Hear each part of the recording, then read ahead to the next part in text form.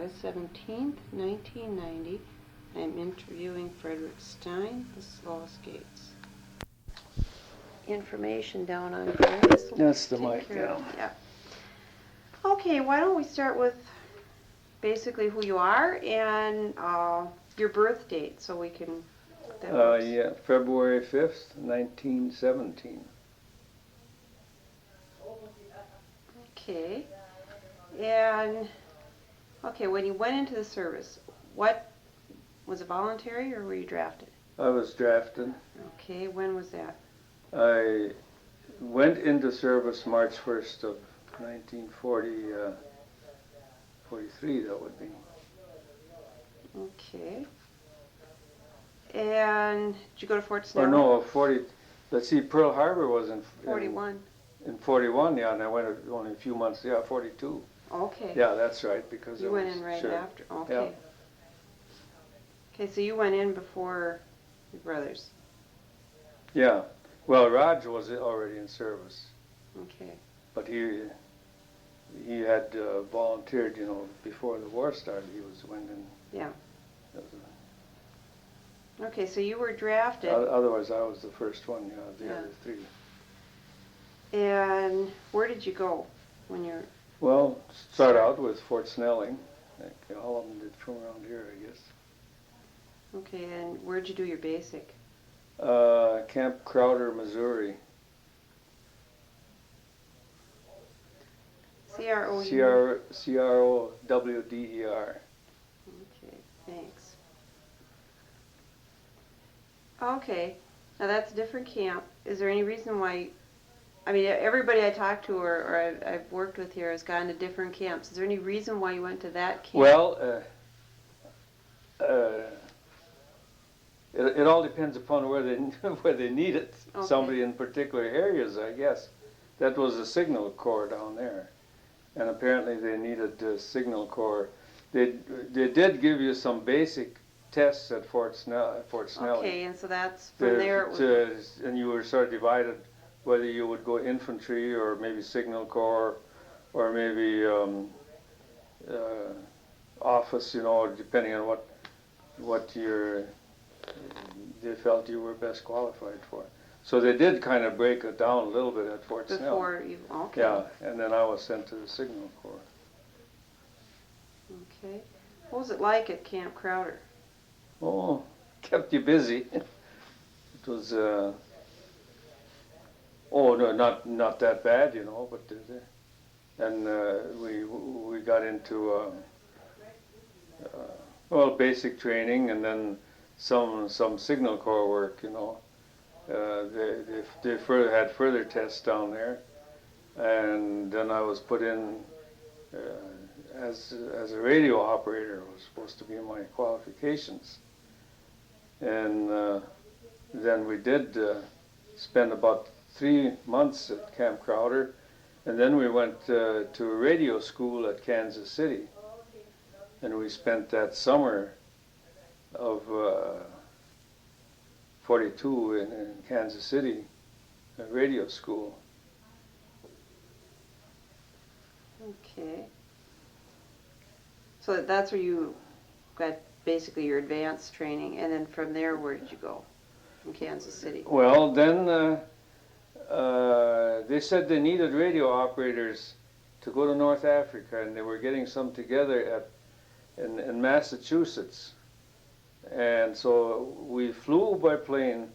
In fact, they graduated us a week early and flew us by plane out there to some training in Massachusetts on Cape Cod.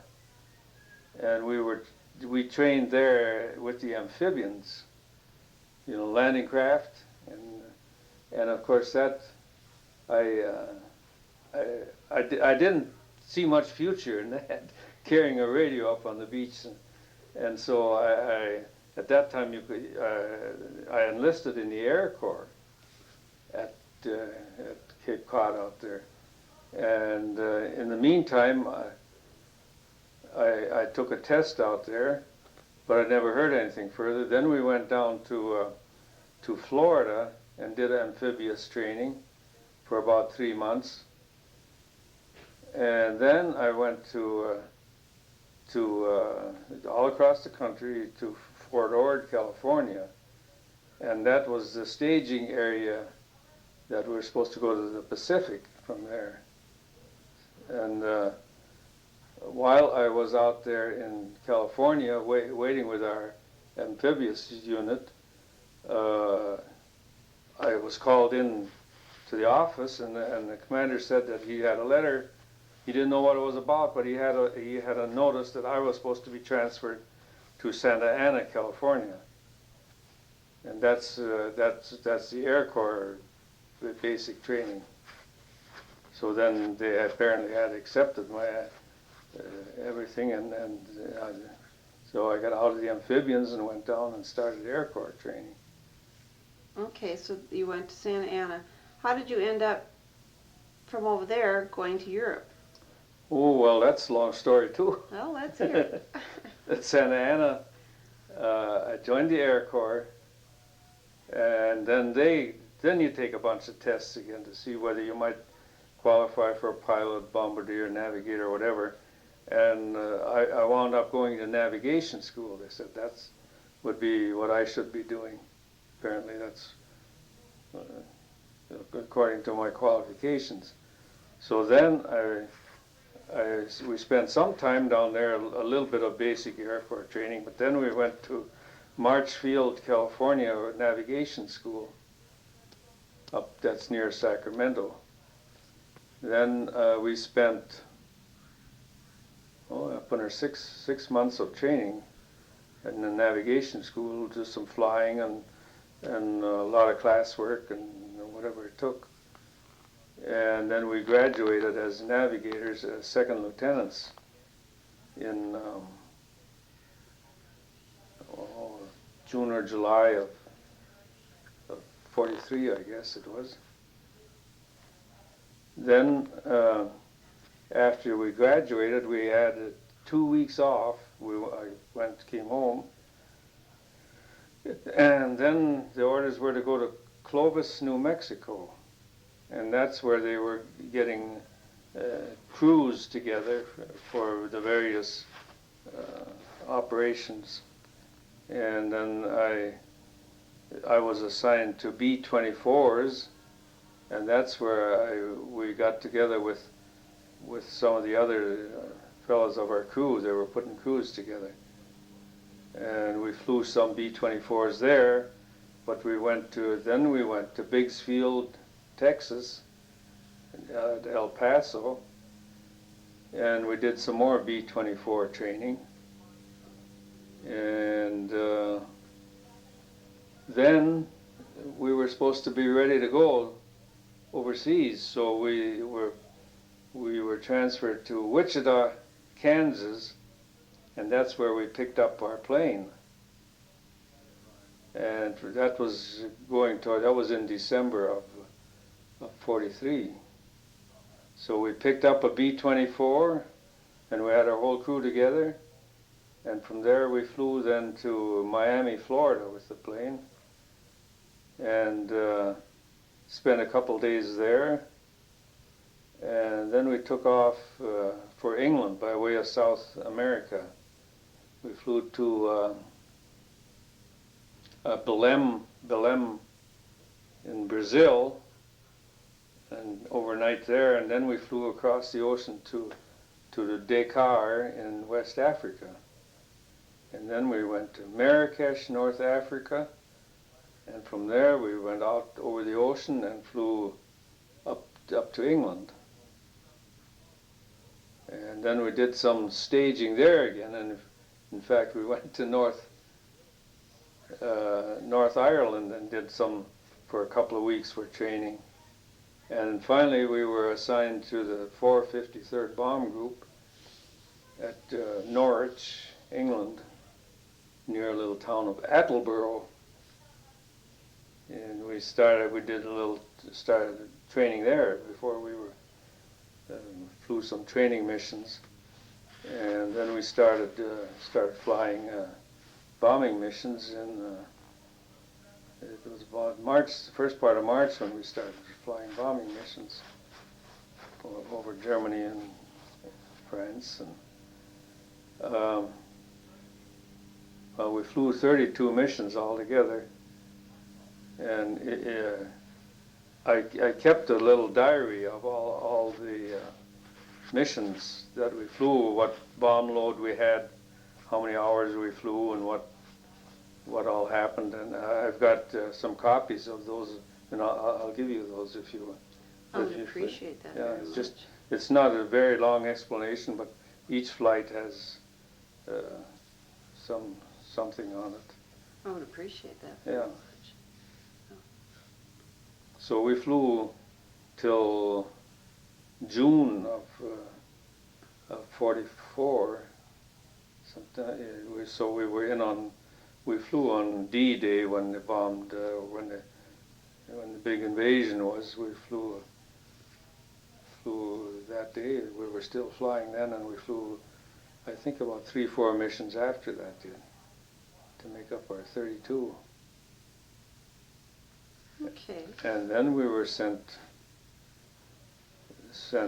home by ship. The America, I think it was, they called it at that time. It was actually originally it was the Queen Elizabeth, but they renamed it, I think. It was a big ship.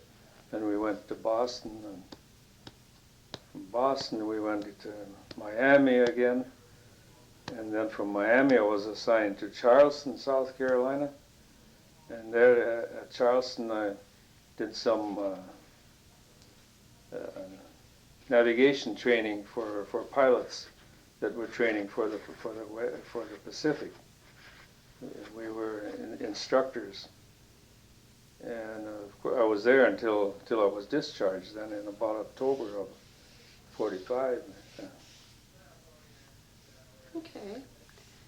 On a typical day after you were in England, what was that like? I mean, a day, say when you had a mission. What was a mission like? Well, it started real early in the morning, and that was the hardest part of the whole mission. Sometimes they'd wake you at 3 o'clock in the morning, maybe 4 o'clock, depending on what the mission was and how far and this and that. And over in England in March, in April, it was chilly, you know, there wasn't much snow or anything, but damp, chilly, and we had these little huts we lived in, and we never had any heat in them. And it was, you had about 6 blankets to keep warm, and then they'd come about 3 o'clock in the morning. Yeah, time to get up, get up.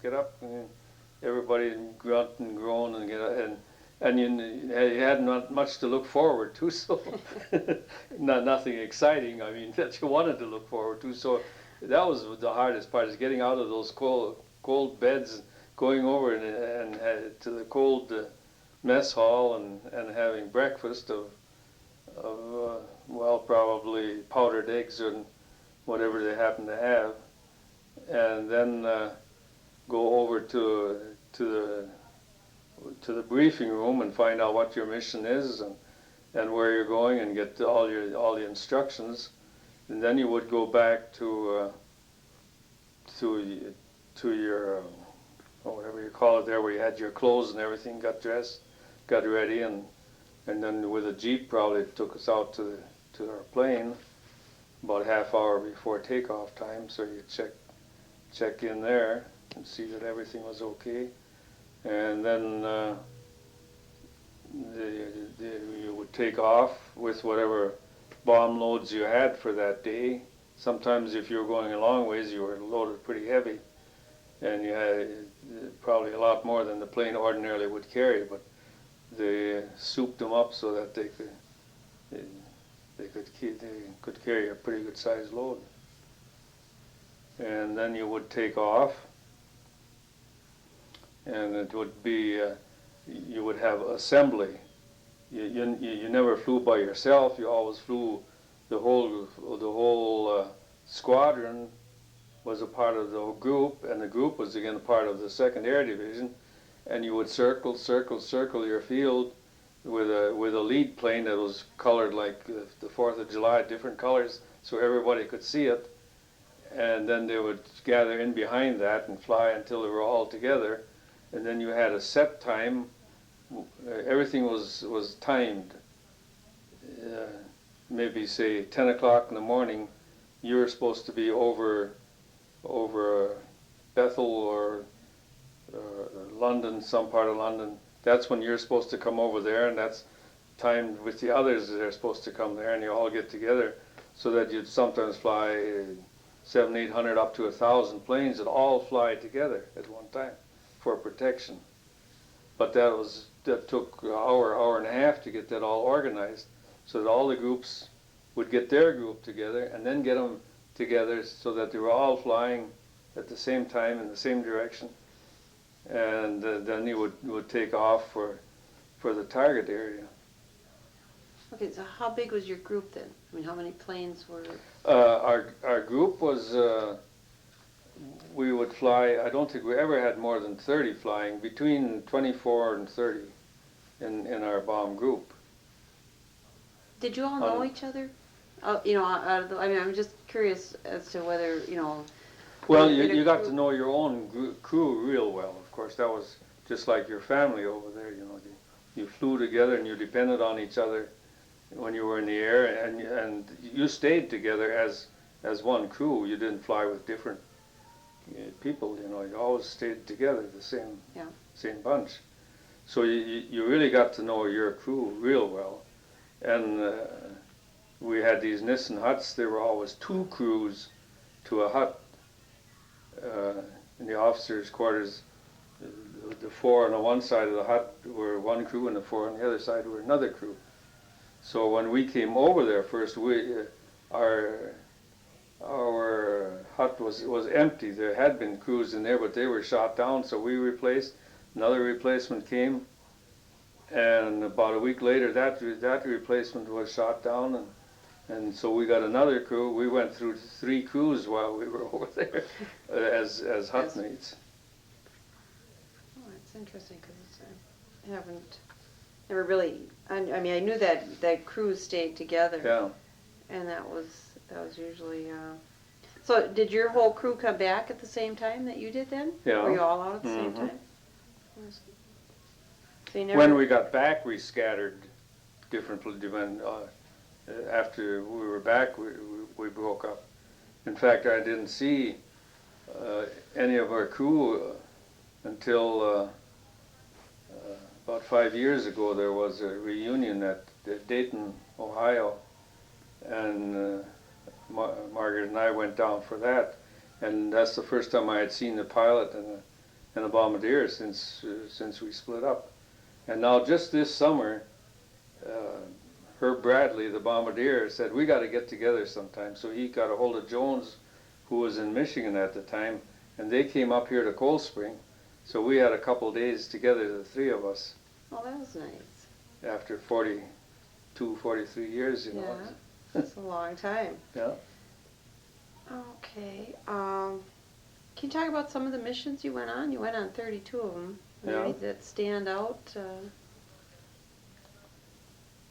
Well, yeah, some of them were easy runs, but the others again were. Our first mission was to Friedrichshafen in South Germany, right close to the Swiss border. And in fact, we flew over Switzerland coming from the south to hit Friedrichshafen. And I don't know, it was cloudy, and we didn't do a good. We didn't hit what we wanted to hit. There was some airplane factories and stuff down there we were supposed to hit, and most of the bombs missed. I guess we didn't hit it too well. So I guess the Germans knew that we were going to be back.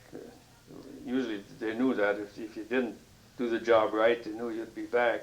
So about 5 days later, our second mission was the same place, and then they had quite a bit of anti-aircraft and fighter planes there waiting for us, and we did lose a couple of planes, but it wasn't too bad. I think we lost 2, got shot down that time. And then of course our worst mission was going to Brunswick on May the 8th, 1944. Brunswick had a ball bearing factory that they wanted to knock out, and apparently the Germans were expecting it. They had the fighter pilots, they had a lot of anti-aircraft, So our group flew with, we had 24 planes that we got in the air that day, and seven of them were shot down over there, and 2 of us got back, but we had to bail out because we were so shot up. Our plane had, the hydraulics were shot out, the front nose wheel was flat, that was shot out, and one engine wasn't going, and so when we got back, the pilot talked to the base commander. He said, "What should he do? Should he try to land it on?" And the worst part of it was one of the wheels, the hydraulics was out, so you had to crank down your wheels for landing. So we cranked down the right wheel, that came down nice and locked. Then you were going to crank down the left wheel, and then the end of the cable came that had been shot out. So we couldn't lower the one. The left one was up, and the right one was down, and the front one was flat. So you only had one wheel to land on. So the commander said, "Well, Jones said he'd give it a try to land it." He said he wasn't afraid to try to land it. But then they said we should all bail out, and just the pilot and the co-pilot should bring it in. So that's what we did. We all bailed out, and the pilot and co-pilot brought it in on that one wheel. Of course, it was when it hit and the other wingtip hit, then it was so smashed up they never flew it again. It was used just for parts after that. Okay, did you have many missions that went all the way into Germany? Is that where most of them were? Well, yeah.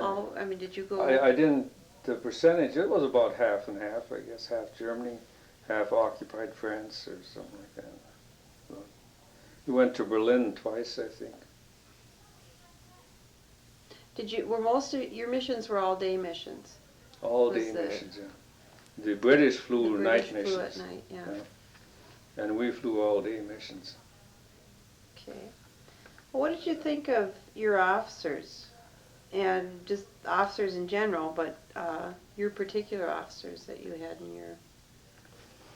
Oh, I don't know. They seemed to know what they were doing and never had any problem with any of them. Did you think they were all pretty well qualified? Yeah, I think so.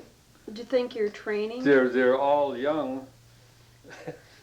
I was 26 years old when I was out flying over there, and everybody called me the old man because I was by far the oldest on there, you know. In fact, most of them were from 20 to 22. That's about the average age of the guys flying over there. And I was 26, so I was the old man. And of course your commander and everybody else wasn't much older usually either. They maybe had 1 year more experience than you did, so they were.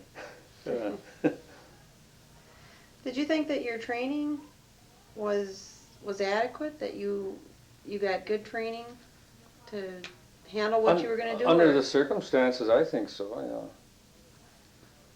Yeah. Your training had to come kind of fast, you know, to push you through a lot. They always tell the story about the one guy, he dropped his pencil during class and he missed all of his second year algebra or something. It wasn't quite that fast, but that's what the story goes. Okay. Well, you were stationed in England, but did you spend much time with the English people? Did you have a chance to do that, or even with? Oh, not just a whole lot. It seems like locally, you really didn't get. You were on the base, and we went to Norwich, England, you know, maybe half a dozen times or more, and you'd meet some people there, and then we went to London 3-4 times, and of course you don't really meet. In most of the places you go, all you see is more American servicemen, is what it amounted to. But you did get in contact with with different ones here and there.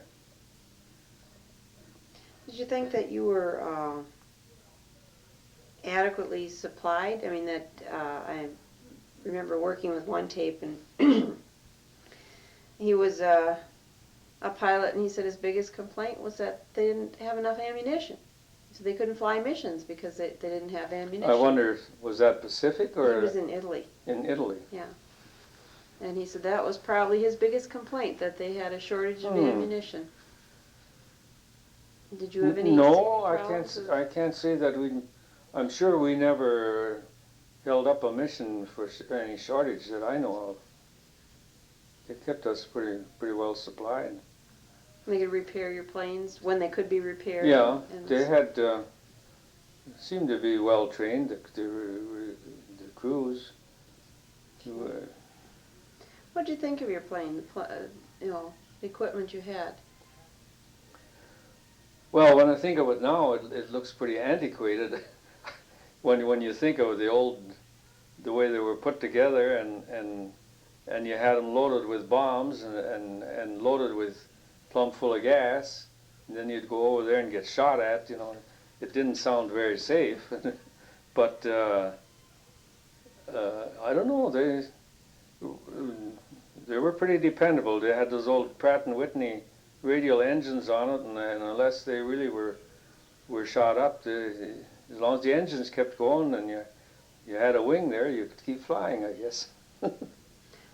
Did you think that you had adequate fighter protection in that all the time when you flew? Oh, yeah, well, you'd always like more, I guess. But no, I think they did a pretty good job. We had fighter protection most all the time. Some places we went, we really didn't need fighter protection. Like we went way to southern France, right close to the Spanish border, which is a long flight down there, and the fighters couldn't have gone with us all the way, but there was no opposition either. The Germans didn't have any fighters down there either, so it was actually quite an uneventful mission. Just a long time. Called the milk runs? Yeah, it was a milk run, yeah. Okay. Did you have any fun? Well, I mean, in the midst of war and that, were there times when what did you do for enjoyment? You must have had some free time. Well, you'd go to the officers' club and drink, I guess, play cards, and maybe shoot darts. There wasn't, then they had dances at the base once in a while. Some of the English girls would come out, and we'd have dances. And there wasn't really a whole lot to keep you, a whole lot to do over there. Okay.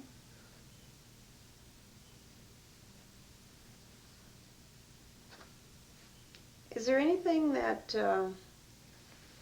about your time in the service and that you regret, or that made you angry at the time, or maybe as you think back on it? Oh, I guess at the time sometimes you get disgusted with certain things, but Like what? well, I can't even offhand think of much. Like I say, I couldn't see this being with the amphibians, and we trained, and you'd get up in the middle of the night and you'd go onto these boats, and then you'd sit out there all night bouncing around in the water, and toward morning then you'd go up on the beach, and then you were supposed to run up and set up your radio station, and I just first of all, with bouncing around the boat, you'd get seasick out there all night. And then you're supposed to come on shore and set up a radio station and start communicating with whatever your setup was at the time. And that was that was hard sometimes when you weren't feeling good in the first place, then wet and cold, and then that's why I got out of that. I figured in the Air Corps at least you'd have clean clothes and dry clothes most of the time. And then you got so cold that you had to have 6 blankets. Yeah. Okay. Would you do it all over again, knowing what you know now? If under the same circumstances, I guess I would do it about the same way. You know. Okay. If the circumstances were the same, you know. How did you feel about the war? I mean, did you think about the war itself during the war? I mean, did you have feelings about what was happening? Oh, not just really that much, I guess. Everybody was concerned with himself and his group and what they were doing, more so than the war in general. Is you just let that up to somebody else, I guess. You just So worry. that wasn't a conversation. Not People too didn't much, talk no. about that much. Okay. I have to ask you about your. Is it your group commander? Yeah. Who was that? I mean, didn't. Well, for a while it was Jimmy Stewart. Yeah, that's what I heard. Yeah. That, Yeah. that you ate cake with him. Yeah. And cookies and candy, homemade candy. Now was he much of a star at that point already, or was he? He was a He general. was pretty well known. Yeah. But he made most of his pictures actually after that. Yeah. The big end of his pictures were made after that.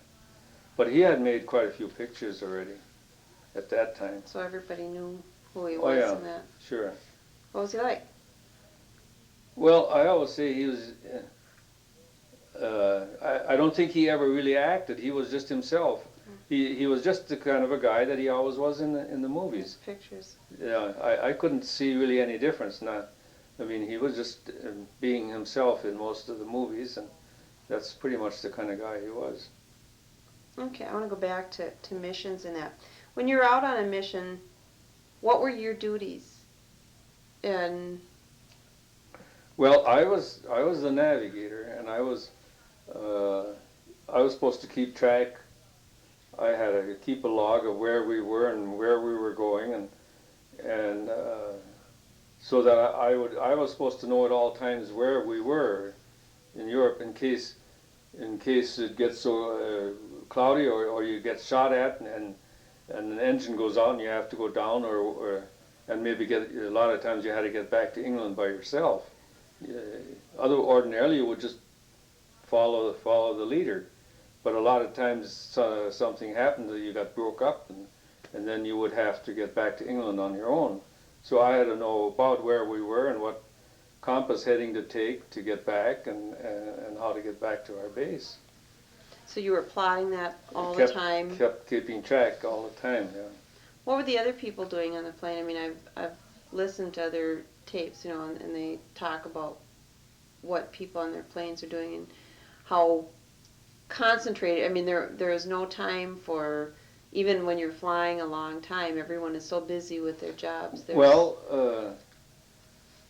sure. The pilot and the co-pilot, they're pretty busy all the time because if you're flying in formation, it's pretty strenuous to just, you know, stay 50 feet in back and on this below this next plane that here's where you're supposed to be and here's where he is, and you know, you have to always be watching that you don't. And then there's other planes over here and here. If you don't watch, you could ram right into another plane. So that was a pretty strenuous job for the pilot and the co-pilot. They would change off, but they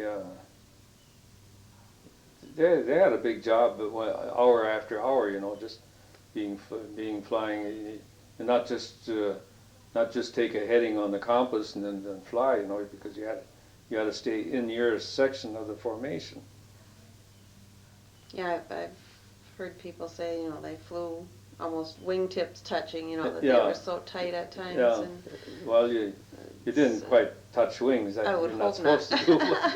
But if you weren't watching, that could happen real easy.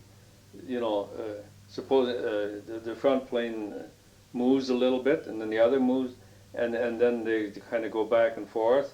And if you're not watching, then this plane may move over toward where you are. And if you just happen at that time to kind of be straying over to the other side, it wouldn't take much, and it did happen quite often that two of them would bump and probably both of them go down. They'd crash because they hit in formation. Not a whole lot, but it did happen. Okay, did anything ever happen? I mean, you mentioned the time when you were hit and had to bail out of the plane. Were there any other incidents of that kind? Did your plane get hit more than that, or were you? Oh, we had holes in the plane. I suppose about half the times we flew. A little hole here or there, you know. This flak would. Was these big shells they would shoot up, and then when they get to your altitude, they would explode, and all this shrapnel, these pieces of iron would fly, and there was a lot of that, and you'd hear it clink, clink, clink every once in a while on the plane, even if they shot above it or so on, it would explode. So a lot of times it would hit the plane, but it wouldn't really do any damage, you know. So you'd hear that. Then you knew they were shooting pretty close to you. Okay.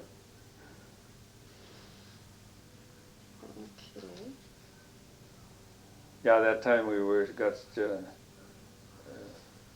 at Brunswick. There was one blast on the side of the ship, put a hole about that big, 6 or 8 inches, and that hit right where the hydraulic lines were.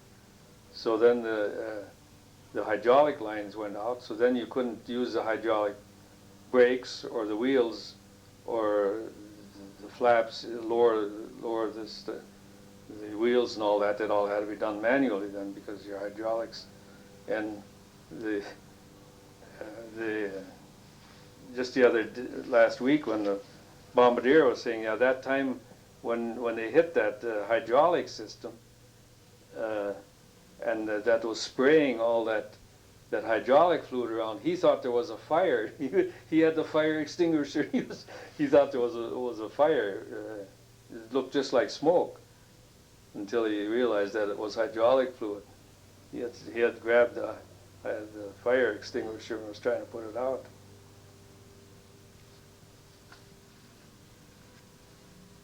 Okay.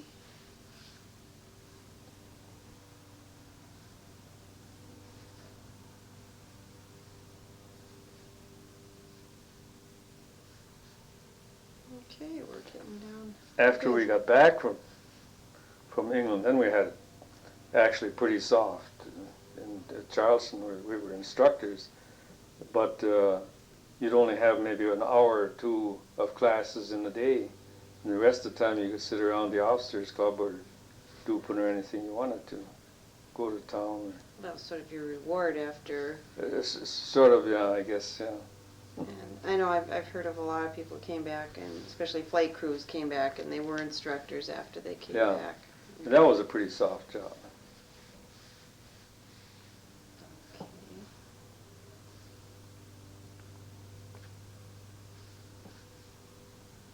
Okay, we're getting down to the end. You guys talk too fast, I think.